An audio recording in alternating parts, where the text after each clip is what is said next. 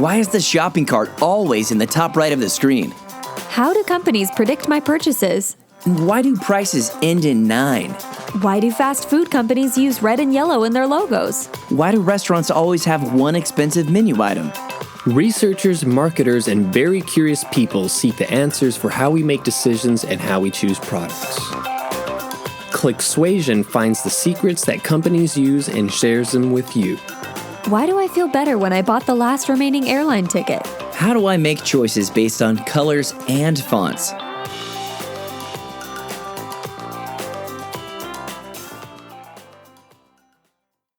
You always want to look your best, but you don't always have time to deal with a necktie that won't cooperate. That's where we come in. Introducing the Never Tie, the only necktie that you never have to tie. Each Never Tie comes with a tie and 2 removable knots that you simply slide on and adjust for your comfort, giving you the perfect look every time. Choose from over 20 stylish designs at thenevertie.com. Welcome to Clicksuasion's special menu psychology episode. This is Michael Barbera, your Clicksuasion host. We have 3 phenomenal topics to discuss. Whether you research menus in restaurants, research customers, or human judgment decision-making, manage a restaurant, or just like to eat at them, here's an episode that you will find fascinating. The first topic, menu psychology. Stop making meals and start creating experiences. Followed by how to use anchoring to affect consumer choice with non-traditional menus, and how to use time pressure to affect the customer's decision-making when ordering food. The first topic, menu psychology. Stop making meals and start creating experiences. Here's why I admire menus. It's the only marketing content that's guaranteed to be read. Once the consumer is seated at a table, they are almost guaranteed to make a purchase. Less than 1% of patrons are likely to depart a restaurant after being seated. Therefore, approximately 99% is an astounding conversion rate that digital marketers would sell their firstborn to achieve. I would say congrats to all the restaurant operators for achieving this amazing feat of feasts. But we have to be forthright. Your margins are miserable. The purpose for our research was to understand how consumers increase spending after viewing a menu, and we've discovered that creating an experience is likely the catalyst. Let's hear some thoughts from business owner Angela Malave. We try to go for things that are unique, that other coffee shops would not have, and definitely not that the chain national coffee shops will have. Because we are a locally owned, and we sell 100% organic coffee. So we definitely want to differentiate. So that creating the menu, this signature menu, it's actually a lot of fun. And it can be, I remember last summer, I was at the supermarket and I was looking at the dessert section, just looking for a dessert for myself. And I saw tiramisu. And all of a sudden I thought, that should taste really good in a drink. So that's how the tiramisu ice breve came to life. Looking in things that, we live every day. Angela Malave, owner at the Wine Cafe and the Coffee Cup in downtown Fayetteville. Thanks, Angie. First, you need to control the room. We transition the meal to a consumer experience that cannot be matched by competitors. By doing so, we control the aesthetics, the environment, verbiage, emotions, and more importantly, the price, which is a communication multiplier. I've met many restaurant operators that placed menu items on their menu solely because they felt it was the appropriate location. This was repeatedly executed without rhyme, reason, or research. However, the consumers didn't really miss out. The consumers likely enjoyed a good tasting meal with friends or colleagues. But it's likely that the restaurant missed the opportunity to increase their revenue. Margins are a restaurant's worst nightmare. Variable costs and expiration dates on perishables could decimate a restaurant if not carefully accounted for. Margins are difficult and challenging, but can be increased through the sale of additional items. I'm sure you've been to a Chili's restaurant. Remember the last time you were at a Chili's and you were visually scanning the menu? You likely identified a small chili pepper next to the restaurant's logo. At some places, maybe not Chili's, this may represent a spicy item. But usually when the restaurant's logo is next to a menu item, which was carefully placed next to a few items, we see this and we overtly think, this must be a good item. It's recommended by Chili's. I gotta try it. This statement couldn't be more inaccurate. The clever marketers at Chili's meticulously placed these enticing chili peppers next to the menu items that consisted of the best profit margins. These items earn the company the most profit. Of course they want you to buy it. It's a significant return on investment. The type of menu presented to the customer is equally as important as what's listed on the menu. The menu's look, touch, feel, and smell should correspond with the environment and aesthetics of the restaurant, as well as cater to those who are in the restaurant's target audience. This is a topic that could easily fill a book, well, a big book. There are single-page menus, bifolds, trifolds, plastic-covered menus, laminated menus, and wooden menus. Choose one or several that are most appropriate for your restaurant. Angela Malave will share her experience with trends. Last year with Pokemon Go, we had tons of experience with that. We created the Pikachu lemonade, and it had raspberry in it, flavor in it, and it had some layers to it. So one of the things that we try to call our customers or guests, that's how we call them, by their names, and also shout out the name of the drink. So especially with the frenziness of the Pokemon Go last summer, as we were calling, Michael, your Pikachu lemonade is ready. Everybody will just look at the counter and then they will see how pretty or unique the drink was, and then the next person in line will be, I want that. So we will just make a bunch of Pikachu lemonades on one after the other. Angela Malave, owner at the Wine Cafe and the Coffee Cup in downtown Fayetteville. Thanks, Angela. Additionally, there are also verbal menus. This is another topic that could easily fill a rather large leather-bound book. The verbal presentation from the server is equally important as the written text on paper and the hermeneutics of the consumer. The server is the humanizing element of the menu. Although each consumer is likely to read the same content of the menu, the server is available to present the experience in an authoritative manner. He or she is here to greet you, serve you, and share his or her thoughts on their favorite dish. When presented in a manner that makes the consumer smile and begin to experience the meal, is the moment you control the room and control the purchase. Consistency and repetition could help the customer make a choice by reducing the cognitive tax. Changing things around all the time, it throws people off because they like people know every Saturday we're having the Oreo cupcake, and the few times like holidays or whatever that we've changed it, it's like we have a revolt on our hands. So we have learned we're never taking Oreo off the menu on Saturday because people are, it took time, but people got used to that, and that's their favorite flavor. And, so we just really see how important consistency is. You want to put some new things. You want to get people excited about new things, but you also want to make sure that there's those, favorites and that those flavors and those different items that they love. Angela Diaz, Happy Cakes of Morehead City, thehappycakescupcakery.com. Thanks, Angie. Consumers choose menu items based upon many factors. A few of these factors include lived experiences, personal preference, health and dieting concerns, and of course, price. The restaurant operator should not compete solely on price, since the consumer is 99% likely to make a purchase once seated. And I'll cover this topic here shortly. Let's think about the story about the Chili's logo next to certain menu items. The consumer feels that the item was chosen specifically for them by a culinary expert, the authoritative figure that controls all tastes and mouthgasms. We assume this culinary expert knows us well, but we're wrong. They understood their bottom line, and they also understand psychology.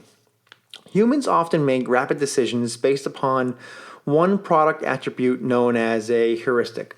This identifying factor is the chili pepper, which is the recommended item. Cognitively and overtly, we identify this enticing pepper, order the item, and simultaneously, unbeknownst to us, we increase the bottom line of the restaurant. Additionally, the consumer has limited cognitive processing ability. The information load that can be received, processed, and returned to the sender is limited by the countless variables that affect decision-making and judgment. For example, the average restaurant consumer will read a menu for 90 seconds. It's unlikely that each menu item will be read or given equal time from the reader's eye, as proven by eye movement research. As humans, we are attracted to keywords and phrases, which are the hermeneutics of the menu. It's how we process the information and immediately decipher if it's what we want and why. This is done in milliseconds. This is why it's critical for a restaurant to understand their target audience. Knowing and understanding the target audience's emotions and feelings could likely greatly increase returns. Now I'm ready to discuss pricing with you. Again, this is a topic that could fill several books, but here is the succinct version. We already know that when a customer is seated at the table, he or she is about 99% likely to make a purchase. Of course, we want the consumer to purchase meals with potatoes, rice, and pasta for margin purposes, but we also want the consumer to order adult beverages with great margins. We also wouldn't mind if the consumer purchased the surf and turf. Heck, it's expensive, and the lobster tail has been occupying precious freezer space for far too long. It's gotta go. However, if the consumer is prepared to make a purchasing decision on price and price alone, and we already know the consumer is 99% likely to make a purchase, it's best to increase prices. Maybe not right on the spot. Instead of decreasing the purchase price of all menu items and therefore losing precious revenue, we increase the purchase price of all menu items. One item on every menu will always be the cheapest and will likely always be purchased. This is especially powerful when consumers experience meals with loved ones. Several studies have proven that consumers will avoid lower-priced items when shopping with or for loved ones. And yes, this applies to food. Although love trumps money, and money can destroy a family, we want to end the consumer's experience, keyword experience, in a manner that won't allow them to forget their brief time at the restaurant. It's unlikely that anyone can recall every restaurant they visited. This is where the restaurant needs to end on a high note, where the restaurant needs to be strong, commanding, and nearly force the consumer to return without overtly doing so. We've discussed environment, aesthetics, paper type, and many other factors. However, most of these factors are cognitively processed during the first half of the restaurant experience. We need a commanding presence that capitalizes on all prior effects of cognitive information load. The server.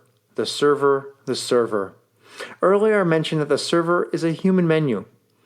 They've tasted the food, advocated for it, and have told you intricate details about the ingredients. The server is the final thought, and more importantly, the final call to action. When the server brings the bill to the consumer, the gratuity is likely to be 7%. When the server brings 1 mint with the bill, the gratuity is likely to increase an additional 5.3%. When the server brings 2 mints with the bill, the gratuity is likely to increase an additional 7.8%. However, and most astonishingly, when the server brings 2 mints, walks away for a few steps, then comes back and says, "You know what? You're good people. Here's an additional 5 mints." The gratuity is likely to increase an additional 30%. In this final scenario, it's not about what is offered, but how is it offered. We'll be right back with anchoring consumer choice with non-traditional menus. Are you tired of being confused and frustrated by your business books? Do you want to do your own business bookkeeping but don't know where to begin? I can help. My name is Crystal Wambeck, and I am a certified bookkeeper. I'm the creator of the Simple Bookkeeping Program. This online, work-at-your-own-pace video course will take you from confused to confident when it comes to your business books. Log into accountingbycrystal.com and sign up today. Welcome back to Clicksuasion. Michael Barbera still here. Let's discuss anchoring and the use of non-traditional menus. The food service industry is volatile due to the low barrier to entry, high level of competition, and significantly low profit margins. Food service operators are likely to reduce expenditures and save money wherever possible. Additionally, food service operators are known for being creative to attain an advantage on the competition. Designing menus that are less taxing on the consumer's choice are a common approach to increasing revenue and enhancing the consumer experience. Unique menus are likely to attribute to an improved consumer experience that carries an intangible value of word-of-mouth marketing between consumers. Approximately 40% of North Americans eat at least one meal a day away from home. Yet most colonial Americans never dined in a restaurant. Colonial Americans did eat away from home during church socials, funerals, weddings, and other special occasions. As early as the late 17th century, colonial Americans began to frequent taverns, inns, and boarding houses. Ironically, at this time, these establishments were required by law to offer meals for sale to travelers and workers that were away from home. The requirement to offer food for sale meant the need for having a list of items for sale. Hence, the menu was born. Although the menu has changed in appearance and format since Delmonico's in the 1800s, the menu continues to serve the same purpose, to be the best marketing document. The menu is nearly guaranteed to be read by every patron. Best Buy and Walmart cannot claim that every customer reads a list of each product for sale. Here's Angela Malave on building loyalty for beverages. They will get a more unique drink, more unique flavor. And since this drink, it's ours, we created it, then the customer will come back for that particular drink. Angela Malave, owner at the Wine Cafe and the Coffee Cup in downtown Fayetteville. Non-traditional menus such as chalkboard and tablets are growing in popularity throughout the United States. There is a significant amount of research that suggests anchoring menu items and prices entice a consumer to make a choice that best aligns with a restaurant's profit margin. As technology changes our behavior and how individuals choose to engage with brands, restaurants have proven to change their approach to the consumer experience. Distance could affect perception and sales. We have the main menu that is the large board right above the barista area. And there we have like our traditional drinks, like the different lattes, cappuccinos, fraps, smoothies, teas, and so on. But we do have a seasonal on board that is closer, actually physically closer to the customer. And that's where we put our signature drinks. Like, for example, right now for the summer season, we just introduced affogatos and coffee floats. So those are in that board, in our signature drinks board. Angela Malave, owner at the Wine Cafe and the Coffee Cup in downtown Fayetteville. It's common to visit restaurants that use tablets for menus or provide a tablet with each seat at a restaurant to keep the consumer occupied. Additionally, there is research that suggests table turnover times have decreased at such restaurants, which is likely to affect revenue for the restaurant and income for servers who rely on tips for compensation. Here's some questions we thought to ourselves to research. What are the effects of consumer choice when choosing food and beverage from non-traditional menus? What are the changes of restaurant revenue when offering the consumer a non-traditional menu? And here's some things we hypothesized. Participants in the research will choose a higher quantity of food items when offered a non-traditional menu, and restaurants will experience an increase in the median amount of each bill when the participants are offered a non-traditional menu. This research was a non-field study in a controlled environment. The research was fictitious in a lab environment. No brand names were used. The time of day was 11:30 a.m. through 2 p.m. Participants who consumed food within 2 hours of the study were removed from the study. No comparison is designed to anchor from prior meals or future planned meals, for example, dinner reservations that evening. And there could be an infinite number of variables for this research. The research team was not able to test every potential variable for validity purposes. However, we encourage other researchers to expand this research in the future. The definition of non-traditional menus are non-paper, non-verbal menus at restaurants that offer in-house seating and wait service. I'll say that one more time. The definition of non-traditional menus are non-paper, non-verbal menus at restaurants that offer in-house seating and wait service. Additionally, prices were removed from the menu items. The first experiment group viewed a chalkboard menu and was offered 5 food and beverage choices. The second group viewed a digital menu on a tablet and was offered 22 food and beverage choices. Research group number 3 viewed a 5 by 7 inch cardstock menu that consisted of the same 5 food and beverage items as the first group. And then finally, the fourth group viewed a tri-fold laminated paper menu similar to what you would see at Chili's or Applebee's that consisted of the same food and beverage items as research group number 2. Research groups 1 and 3 shared the same food and beverage prices. Research groups 2 and 4 also shared their same beverage and food prices.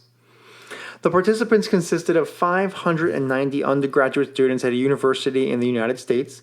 Each student received additional course credit for participating in the research, and a total of 610 participants were recruited. However, 20 were later eliminated for consumption of food within 2 hours of the research.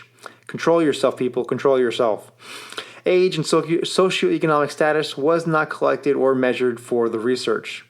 Although age and socioeconomic status were not collected, it is likely that the majority of participants could be categorized into similar segments of the population. It is likely that the results of the research will reflect the behaviors of the food choices often made by the participants in the study. Angie Diaz will discuss Happy Cakes and the use of their menu. When customers walk in, they can see our daily selection on a large chalkboard that we have. And then we also have monthly calendars that they can take with them that give the flavors for the whole month. Angela Diaz, Happy Cakes of Morehead City, thehappycakescupcakery.com.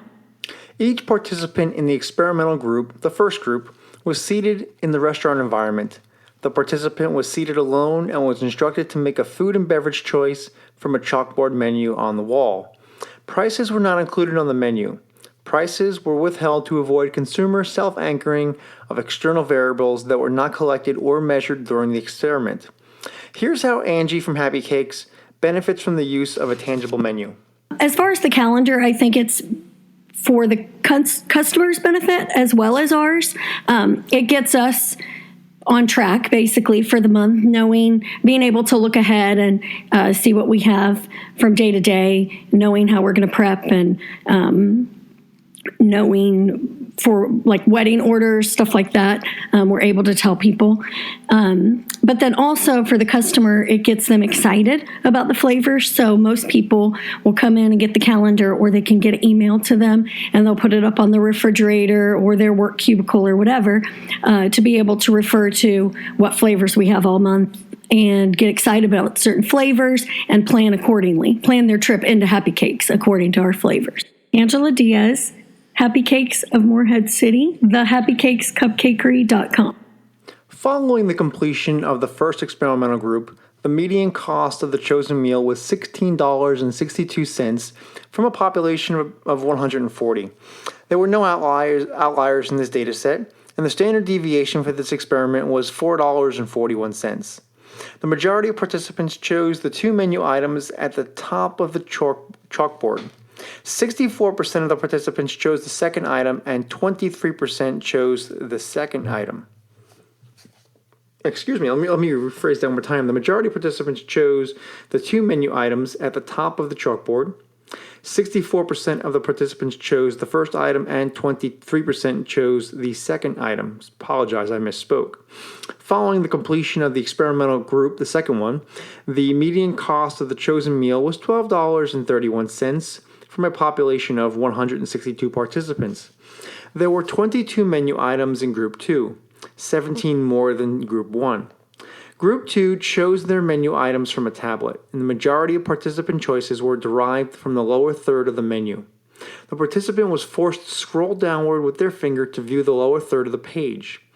There were a total of 404 menu choices made during the experiment with Group 2. 41% of menu choices were chosen from the lower third of the page, which were outside the digital margins of the tablet. Group 3 participants, which were 139 people, viewed a 5-inch by 7-inch cardstock menu. The menu that was presented to Group 3 consisted of the same 5 items as Group 1. The participants' menu choices during this experiment were significantly different than Group 1. Group 3's participants mostly chose items that were towards the bottom of the 5 by 7 cardstock menu. The menu item that was chosen most frequently consisted of more characters in the name than all other choices. Therefore, the name of the menu item printed further right than other menu choices. The participant choice for this menu item consisted with earlier human eye tracking research with menu choices. The median cost of each participant choice was $9.81, and participants in Group 3 chose less items per person than all other groups, a mean of 1.02. The last experimental group, Group 4, consisted of 149 participants that viewed a trifold laminated paper menu that consisted of the same food and beverage items as Research Group 2. Consistent with prior human eye tracking research, the majority of participants chose menu items that were placed in the top right of the trifold. 54% of participants chose at least one item in the top right of the trifold menu, and the median cost per participant throughout the entire trifold menu was $19.04. The median cost of menu items was chosen from the top right of the trifold and was $22.61. It is likely that non-traditional menus enticed creativity and innovation, which allowed the participants to have freedom with their choices. As suggested from the research, Group 1, the chalkboard menu, yielded the second highest median menu choices per person, only to fall short of the traditional trifold menu used in Group 4, which yielded a significant $22.61 median cost per person. Research Groups 2 and 3 didn't yield a higher cost. However, each suggests that the menu item placement is likely to affect the consumer's choice through anchoring. The saliency of the menu is likely to affect the menu choices and the median dollar amount per person. Group 3 was offered a menu on a 5 by 7-inch cardstock. The cardstock is likely to reflect lack of effort in the menu design, which is likely perceived as a lack of effort in food preparation and taste. Choices may differ when there is another person present at the point of decision. There could be an infinite number of variables for this research. The research team was not able to test each potential variable for validity purposes. However, we encourage other researchers to expand this research in the future, and research conducted during these experiments confirms the cognitive tax of anchoring and its effect on consumer choice. Consumers are likely to change their decisions based upon the delivery and the presentation of the menu, and consumers are likely to differ in the amount of money each spend per restaurant visit because of variables other than taste and hunger. Now, we have a plethora more research on menu psychology and restaurants and how consumers make choices off menus. Visit michaelbarbera.com, michaelbarbera.com, my website, for more information and more research on menus. We have another section coming up. Don't leave us yet. Next section for this phenomenal special episode on menus is going to be discussing time pressure on diner decision making. We'll be right back. You know when your customers are shopping at your business and they pick up a product? The customer holds it, feels it, and shows it to their friend. Then they look at the price tag. Oh my, I need to look at something else. The customer picks up a second item and loves the way it looks. They've heard of this product, but haven't yet seen it in person. I've got to have this. You're happy the customer chose to buy a product, but you're equally frustrated that they didn't buy both items. I want them both. The Consumer Experience Lab at Barbera Solutions designs behavioral strategies that target the consumer's decision-making process. BarberaSolutions.com. Because the opposite of rational is not irrational. BARBERA Solutions.com. Welcome back to Clicksuasion. Our next topic, menus, dining out, and time pressure to influence consumer decisions. Time pressure is a significant driver of human decision-making. Time pressure is both artificial and natural. Time pressure is popular with airlines, hotels, and sporting tickets. When purchasing an airline ticket, it is likely that you have encountered a message that stated, blank time remaining to purchase this ticket, or blank seats reserved for, following a clock counting down.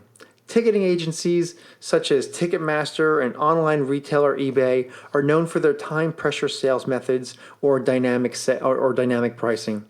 The high time pressure used by airlines, hotels, and ticketing agencies are overt and intentional. However, not all time pressure is overt or intentional. Imagine you're driving to a friend's house for an important announcement. You must be at your destination within the next 20 minutes or you will miss this important announcement. But you're stuck in traffic, and your GPS is telling you that you will arrive in approximately 35 minutes. This high time pressure scenario is not intentional, and you may not realize that your stress level has increased because of time. The decisions you choose following the increased stress will likely be a result of the time pressure and will likely not correlate with your normal decision-making process. Now imagine you're at a restaurant with friends. You're reading the menu, and the waiter walks up to the table and says, "Are we ready to order?" Simultaneously, every person at the table answers yes, and you say no. However, you tell your friends, "Go ahead, order, and by the time you're done ordering, I'll have made a choice."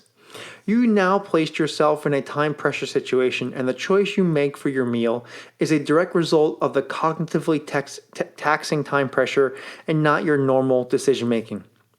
Time pressure likely changes human choice and preference, and time pressure is likely to change the amount of money consumers spend and the quantity of items purchased and or consumed. When an individual orders a meal on an electronic device, such as a tablet, the individual will likely generate a higher median cost per order. The increased price is likely due to the extended options where consumers have the option to increase sizes and add ingredients. The majority of customers are unlikely to ask another human during the ordering process for every available option that is in the kitchen. Nor is it likely that the employer is aware of every option.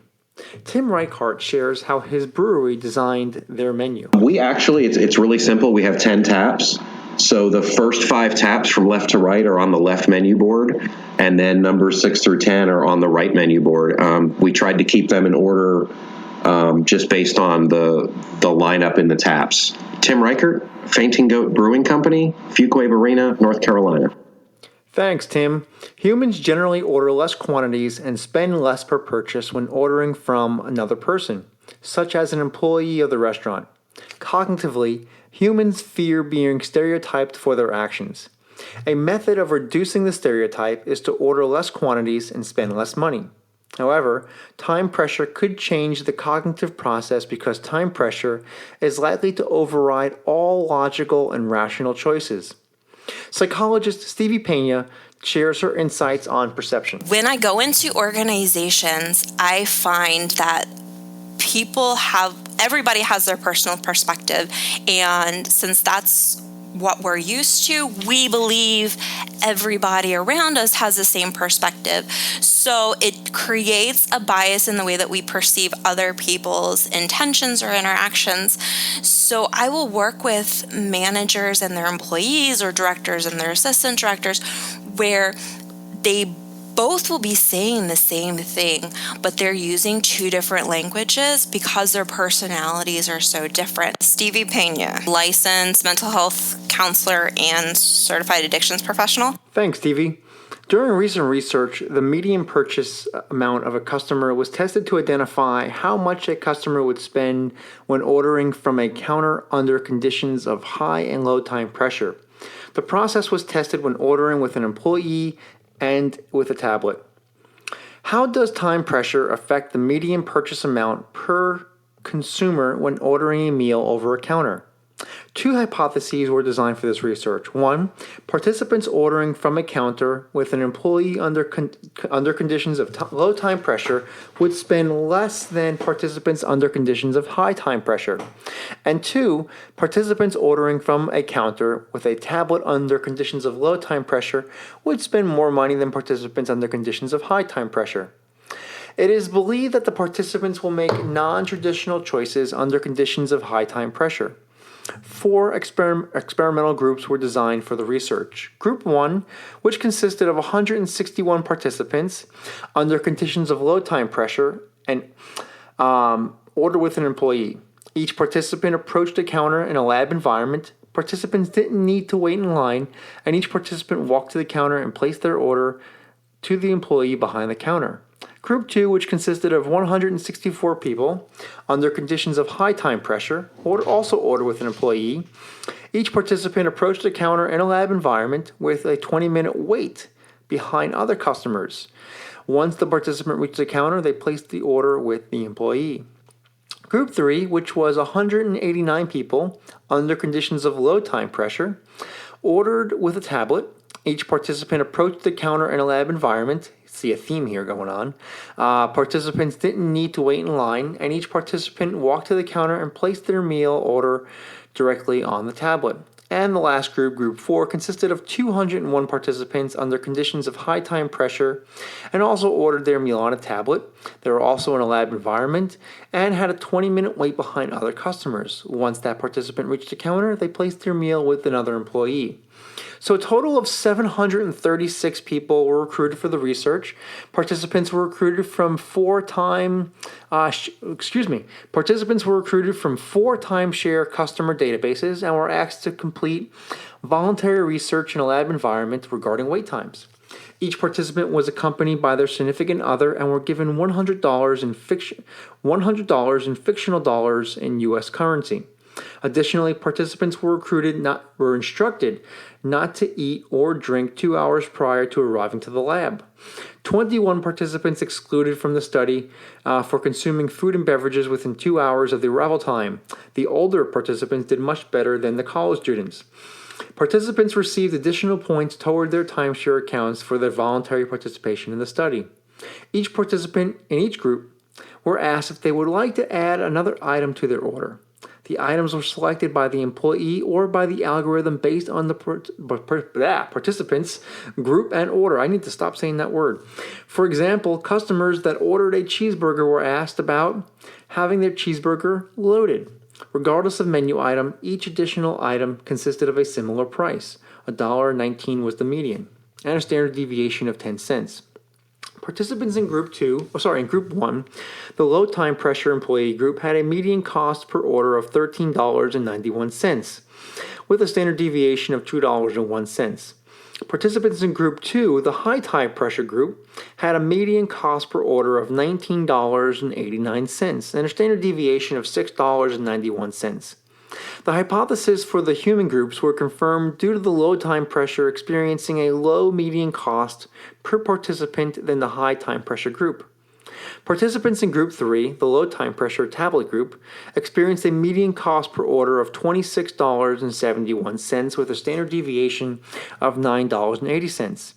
Yet in the fourth group, the high time pressure tablet group had a median cost of $16.33 and a standard deviation of $7.45.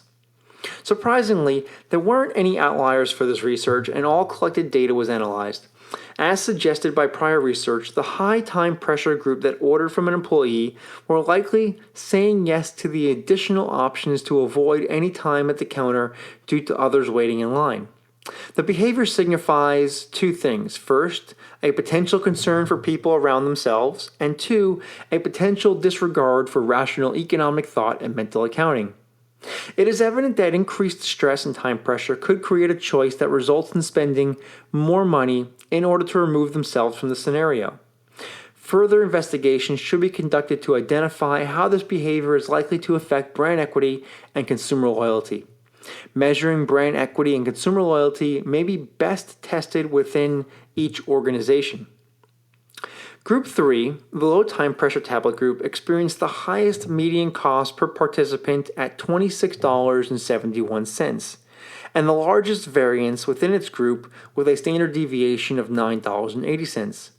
Well, Group 4, the high time pressure tablet group, had a median cost per participant of $16.33, with the second largest variance with a standard deviation of $7.45. It's also evident that the prices the participants were willing to pay via tablet widely varied. It is also evident that presenting choices as an interactive visual aid may entice the consumer to choose options that they weren't previously aware were offered, and more likely to give the consumer the opportunity to customize their experience, which likely builds on the consumer and user experiences and could have advantageous effects on brand equity and revenue.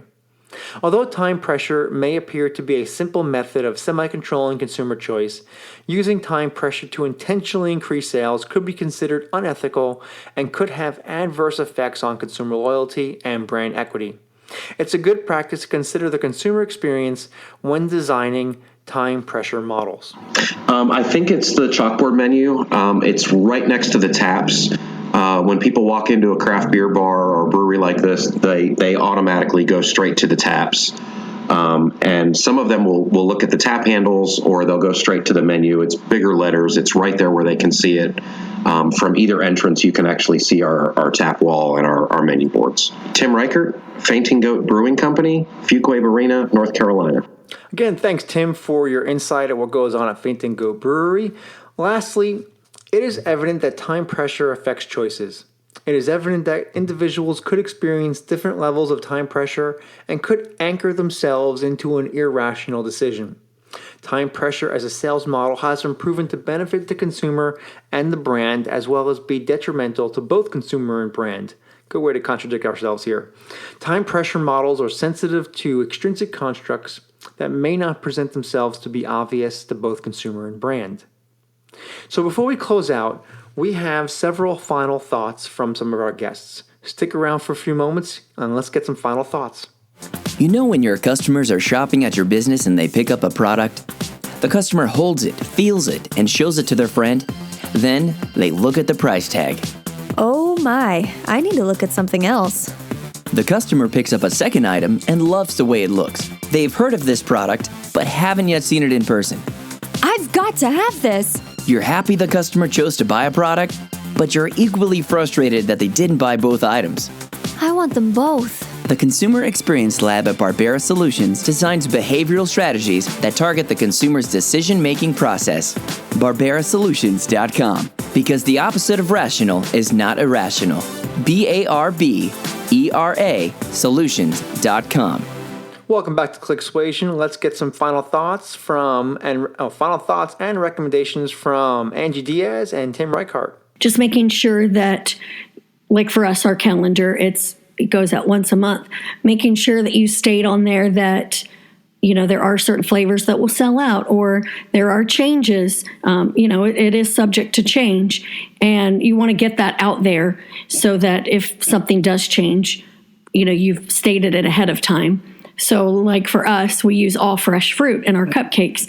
There have been times we've had, let's say, a peach cupcake on our schedule and then can't find good fresh peaches. And so we're certainly not going to just add flavoring in there because that's our thing, the fresh fruit. And so we would have to scrap that cupcake for the day.